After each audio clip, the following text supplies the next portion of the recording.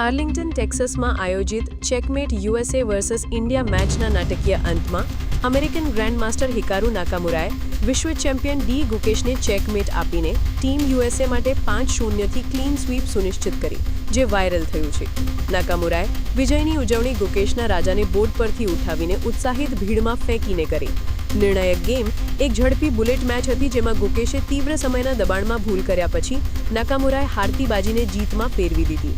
આ ઇવેન્ટ, જે એક જીવંત પ્રદર્શન તરીકે ડિઝાઇન કરવામાં આવી હતી, તેમાં ઘોંઘાટવાળી ભીડ અને નવીન નિયમો હતા, જેમાં નાકામુરાની ઉજવણી એક મુખ્ય ચર્ચાનો વિષય બની હતી.